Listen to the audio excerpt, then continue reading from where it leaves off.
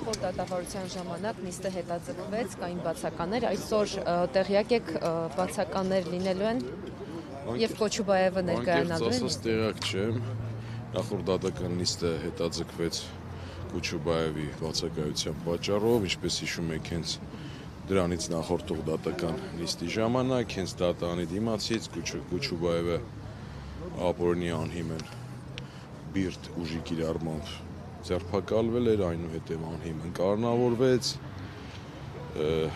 այժմ գտնվում է ազատության մեջ, կարելի ասել բացասական զարգացումների հետևանքով այժմ ճիշտ է դրսում է գտնվում, բայց ցավոք իր տիկնոջ հետ կապված տեղեկացել եք լրատվականներում առողջական խնդիրներ էր առաջացել բալիկի ծնվելուց հետո, ինչևէ չեմ ուզում անդրադառնամ ավելի մանրամասների, ինչ կլինի այսօր չեմ կարող ասել, չգիտեմ դատանի դիմացից այսօր նիստից հետո ում կձերբակալեն, թե չեն ձերբակալի, մենք այնպիսի երկրում ենք ապրում, որ ամեն ինչ ամեն րոպեի հնարավոր է եւ այլևս ոչինչ զարմանալու չէ։ Չեմ կարող ասել, տեղյակ չեմ, նույնիսկ չի հաջողվել այս ընթացքում խոսել իր հետ, ես ինքս ներգրաված եմ, ճիշտ է քրեակատարողականում տեսել եմ իրեն, բայց Կառնավայրում տեսել եմ, բայց դրանից հետո չի հաջողվել, չեմ կարող ասել։ Փաստաբանների շարունակական, այսպես ասած, կալանավորմանն եք դուք նախորդ անգամ ահազանգում, բայց դրան հաջորդեց ընդդիմադիր համայնքապետերի կալանավորումը։ Այս process-ը նախընտրական քարոզարշավի հետ որքանով եք կապում։ Կարծում եմ միանշանակ կապված է եւ ավելին Կոչուբաևից բացի մենք ունենք եւս մեկ գոլեգա, որը абսուրդային մեղադրանքով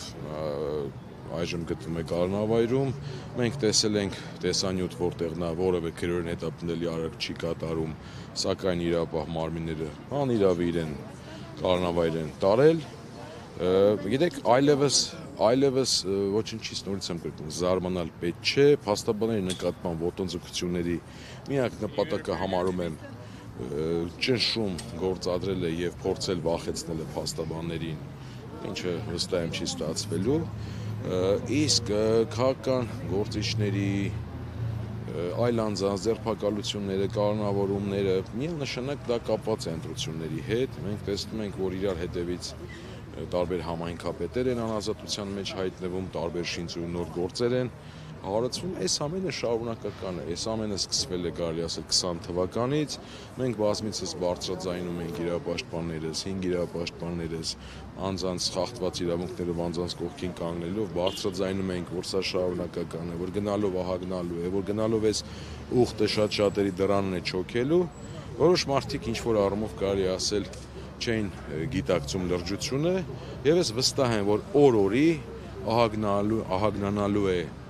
նմանատիպ ձերբակալությունների, կառնավորումների, շինծու քրեական գործերի քանակը, որովհետեւ որքան ընտրությունները մոտենան, այնքան այս ամենը լինելու է։ Երեք Ռուբեն Մելիքյան ճիշտ ուղիղ լայվի ժամանակ ճիշտ փաստարկ բերեց, որ այժմ ՀԱԱԾ Մեկուսարանում երկու սրբազան է գտնվում, արդեն կարելի է խաչակնքվել անցնելուց։ Գիտեք, այսպիսի բան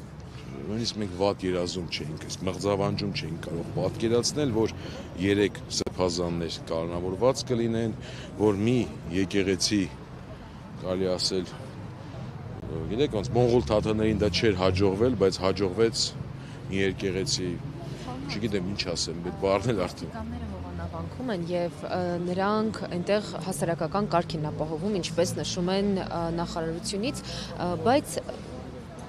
օծված քահանան ներս մտնել չի կարողանում եւ այնտեղ ծառայություն է իրականացնում կարգալույց եղած քահանան։ Իրավական առումով այստեղ ինչ է խախտված։ Ինչ պետք է անի այնտեղ կանգնած ոստիկանը, որ օրենքի սահմանում լինի։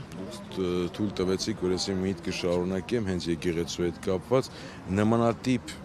գործողություններ չի հաջողվել անգամ մոնղոլ թաթարներին, ինչը այսօր անում են այնտեղ ոստիկանները, դա ցավալի է, իրականում ցավալի է, իսկ ինչ վերաբերում է իրավունքի տեսանկյունից, մենք այլևս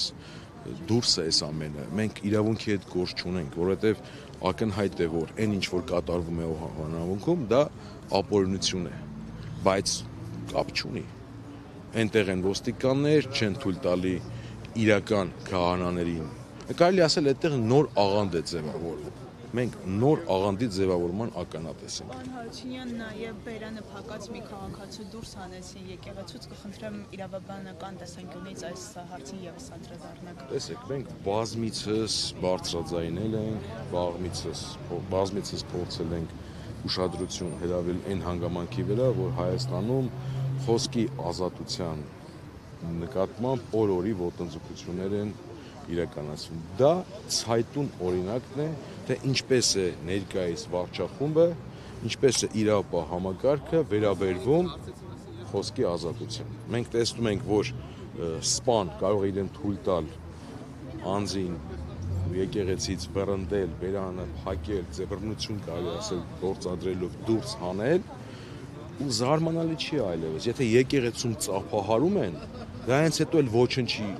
շուրջ պետք չէ զարմանալ, ոչնչի վրա պետք չէ զարմանալ։ Խոսեցիք խոսքի ազատության մասին, երեք Եվրոպական խորհրդի պատգամավորներից մեկը իսպանացին նշել էր, որ պետք է Հայաստանում զգույշ լինեն, քանի որ խոսքի ազատություն կա եւ խոսքի ազատության համար մարդուն ձերբակալելու պարագայում իրենք գիտեն ինչ պետք է անեն, ինչ կասեք։ Գիտեք, ցավոք սրտի միջազգային հանրությունը